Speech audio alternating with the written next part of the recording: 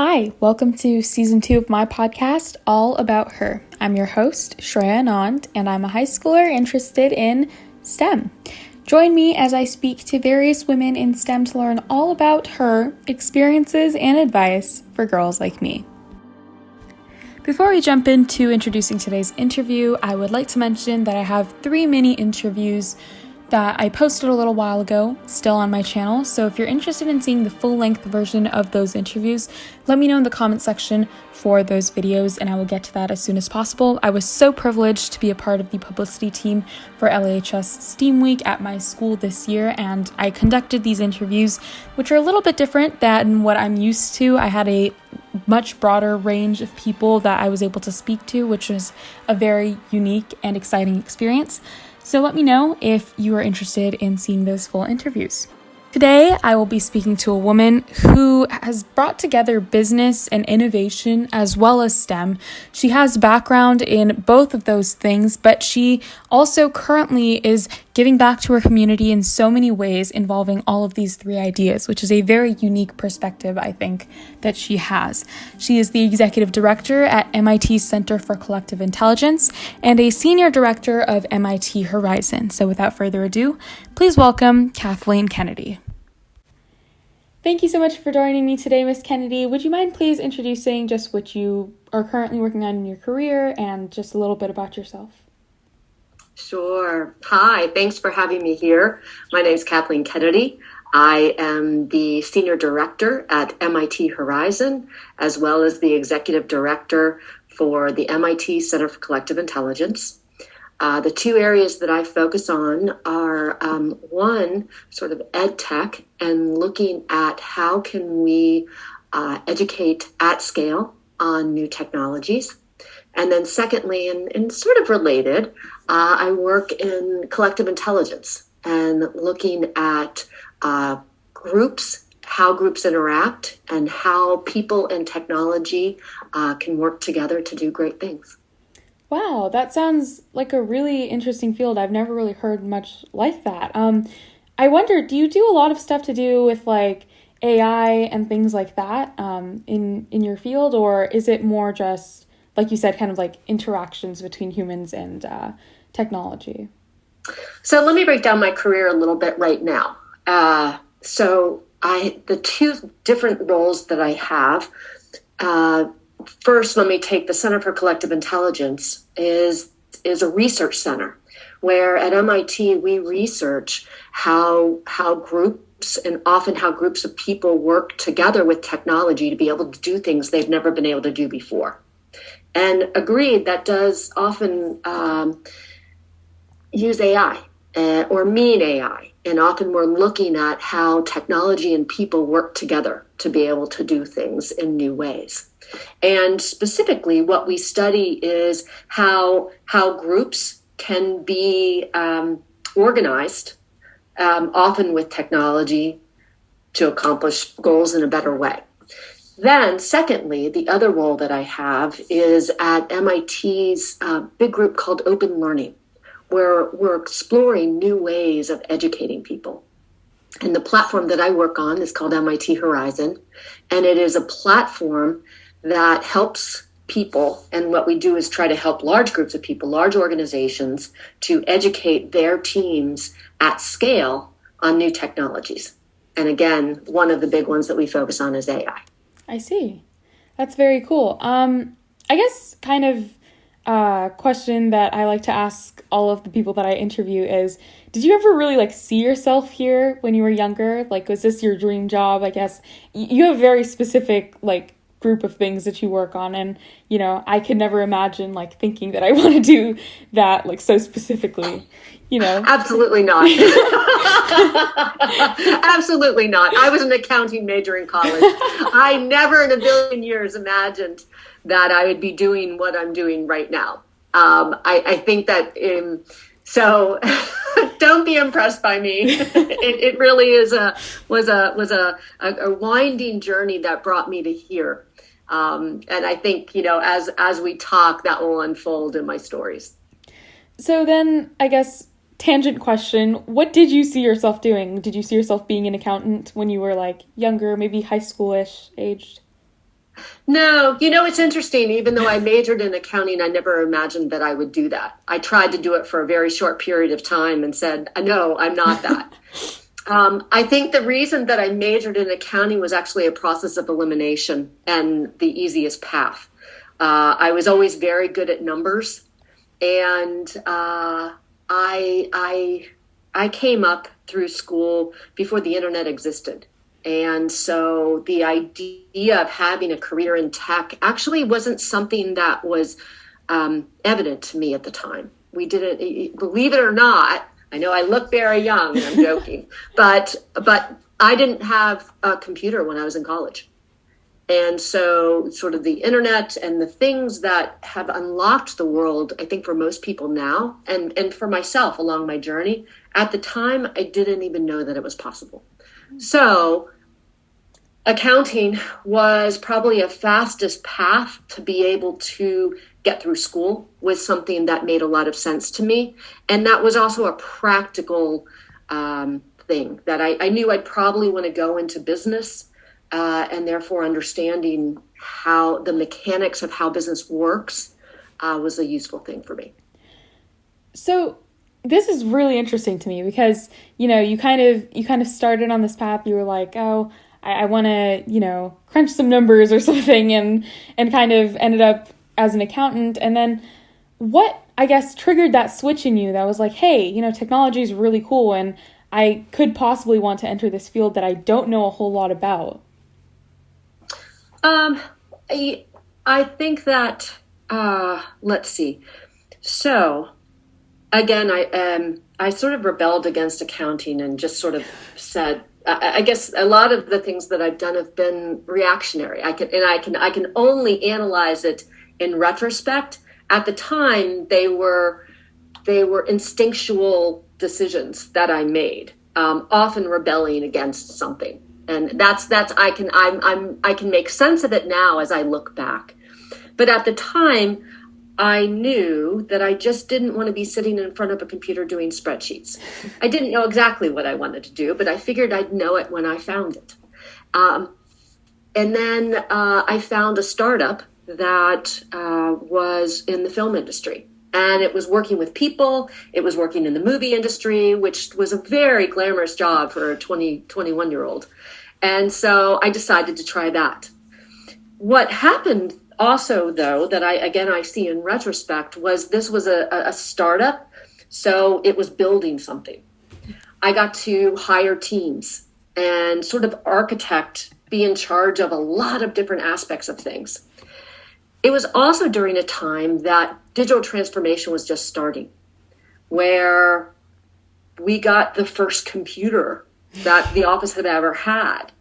And, you know, being a young person, I was like, I'll just figure it out.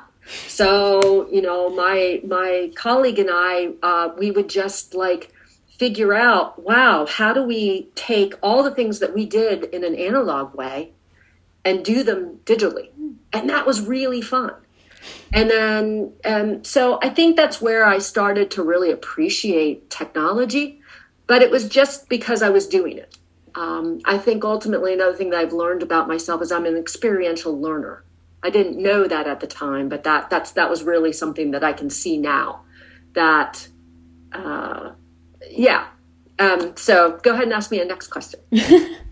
I think I just want to step back to that really quick. Like, experiential learning is something that I've definitely seen in my own life, you know, because like I took a computer science class in high school last year, more out of necessity than anything. I felt like, you know, I kind of need to know how to do this, and I thought I wouldn't enjoy it at all, but I mean, I really liked it. And so I think, like you said, we kind of have to put ourselves in these like situations to actually understand what we could possibly be interested in. So absolutely. I was reflecting on this and thinking about my high school experience, which I hadn't thought about in a long time. And I was trying to think of what are my favorite things from that. You know, one of them was actually AP Physics. Oh. I think if I have to reflect back on my high school years, AP Physics was my absolute favorite class. Now, you know, I never expected that I would like physics. And but the idea of making sense of the physical world and then the math and the logic of it, I just loved. And then secondly, I think why it was my favorite class is I loved the teacher. It was this guy called Admiral Peebles. And he was a retired admiral from the Navy who, decided to start this whole second career teaching high schoolers physics. And he was able to make, I think, what it was probably a fairly difficult subject so approachable and easy that I've always treasured that experience through my life. So I think that that's something that you need to do something that is unusual and unexpected, and it will make a big difference. That's another thing that you kind of bring up, having like these role models in your life to help guide you and just keep you motivated, no matter what it is. Did you have any particular like female role models as well that you kind of looked up to in STEM fields? Because I feel like, that's something that from the women that I've also spoken to is like kind of lacking a lot of the time. So I wonder, did that help you out in any part? Well, I think I give the example of AP Physics in high school as one of my favorite courses. But the idea of STEM didn't exist when I was in high school or college or in my 20s. So I did not actually even know to look at it that way. And I wouldn't say that I don't even know that I consider myself a STEM person. I'm not trained in it in any way. And I think what I am more so is perhaps a translator for people in the STEM world to the non-STEM world. In that's more where I sit is in the intersection, the interface between the two worlds. Because I'm not a trained STEM person myself, but I work with people that are, and I help people to train themselves in that. But, honestly, if I think back, like a lot of the other things that I appreciated when I was coming up were not STEM at all. So, for instance, another experience I think about in high school, I really started to get bored of high school by sophomore year. It was boring to me. And so I did a summer at UVA. And there, I looked at the whole course material, and you could take anything that you wanted. And what did I pick? I picked modern political thought, which was like a senior level, graduate level course. And I had to get special permission to do it. And I didn't even know why at the time. It just spoke to me. And I really wanted to do it. And they kept saying, that's going to be really hard. Are you sure you want to do that? Meanwhile, a lot of the other people that I was in there with were taking they were checking off prerequisites and different things like that. No, I picked one of the hardest courses there is.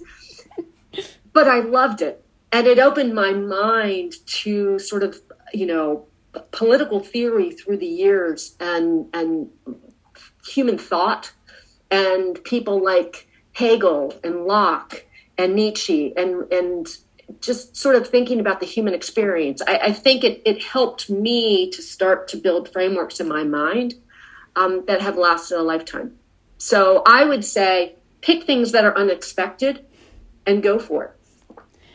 I think this is a really interesting idea again that you bring up, kind of putting yourself in these different situations. And at the end, I think you're a perfect example of bringing together all of your interests in possibly a really unexpected way. And so I have to ask the question, do you think that you've kind of fulfilled that through your career now, being able to bring together most of your interests and, kind of experience that?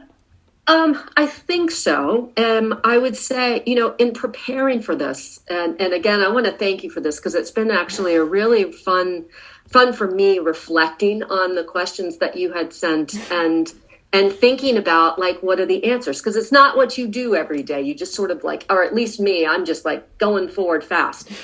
And it was really interesting about a few months ago during the pandemic, my parents were cleaning out things, I think, as everyone did.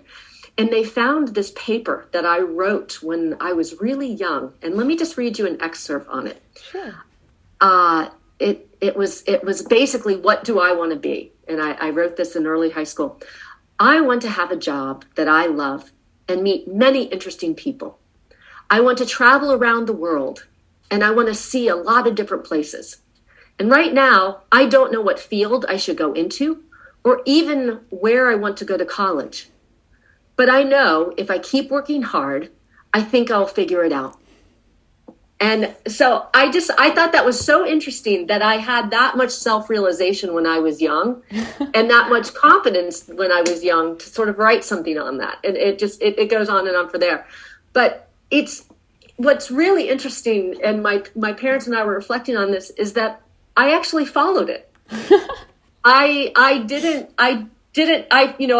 majored in something in college, but I never pursued that as a career. I then sort of took this zigzaggy path and got to travel the world, and I still travel the world. I don't necessarily have one specific field. I'm operating often in gray spaces, creating new fields and creating new ventures, and leading teams doing it. And I think it's just, it's real. I think maybe the moral of this is listen to yourself. Wow. Having that to kind of reflect back on, I think very helpful. Maybe I'll do that after we finish today so I can see where I am like 10, 20 years from now.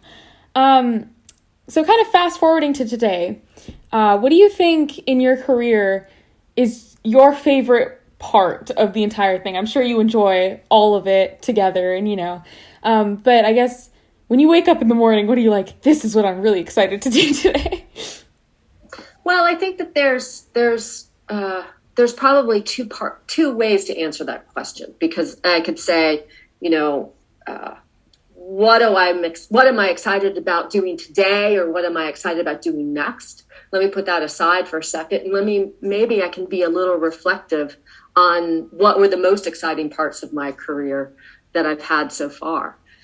I would say that working for a startup before startups were really a cool or a thing was awesome. Like that was so great. It was so fun to do when I was in my 20s. I made some amazing friends and had great experiences. I worked in a glamorous field, the movies. As I said, we got to really transform the organization from analog to digital, and having a front row seat at the time doing that was amazing. A lot of that also was about, now I reflect on it, change management and leading teams. And that was something that was really great. Perhaps my earliest job of my whole life was being a big sister of 5 younger brothers. And so I think that taught me how to lead men. And it's something that, especially in the tech industry, I've used a lot in my career of, I'm often the only woman in a room sometimes, or I used to be. I'd say that the faces around tables are changing a lot. But I was never afraid because of that. And I was always very confident, and that helped a lot. I would say that, and then coming to MIT, I think something I never expected to do. I never expected to really get into technology and science, but I came to MIT from working in the movies, and then I came to work at Technology Review, which is MIT's media company. And so I parlayed a lot of that media experience there.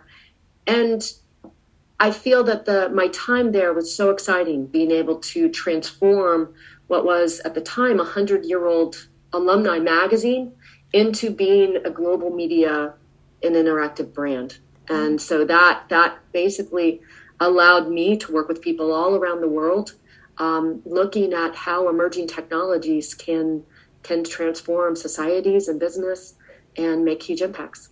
Wow. You've come so far, so, like you said, zigzagging. I can't really say full circle because you've kind of done a variety of things, and that's really admirable, especially for someone like me and many other young people, I'm sure. I guess one final thought, if you would like to, leave any advice for anyone who's interested in getting into technology or maybe not even thinking about it now, anything else that you might want to impart on them? Oh, let's see. I think be confident. That's always important. Build your network of your people. Your people are really important. Having good friends, having a strong network, finding people to mentor you. I mean, I think you probably hear that all the time, but it's true. Be confident in yourself and make opportunities for yourself. And it's sort of like if you don't see the path that you want, make your own. And also, again, it sounds cliche, but make sure you have fun along the way, because it's really about the journey. Like some people, I think, get so focused on the destination that they're not enjoying it while they're doing it. So make sure that you do that. And let's see. I think the last thing would be a piece of advice that a really great mentor gave to me that I didn't quite appreciate at the time, but was just make a decision, pick something.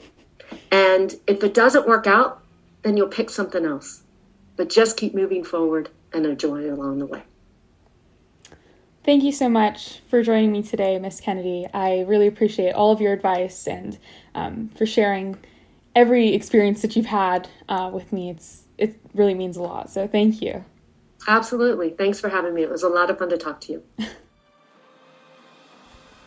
I hope you guys really enjoyed today's interview. I know I definitely did, as I always do. I'm so incredibly inspired by every single woman I speak to, and Kathleen Kennedy is definitely no exception. I loved hearing about her story of bringing together all of her interests and her whole zigzagging pattern. It was incredibly inspiring, and I hope you guys felt the same. Be sure to like, comment, and subscribe to this channel. I will be coming out with a lot more content. Also, make sure if you want to see those mini interviews in their full length to comment on those videos, and I will get those out as soon as possible.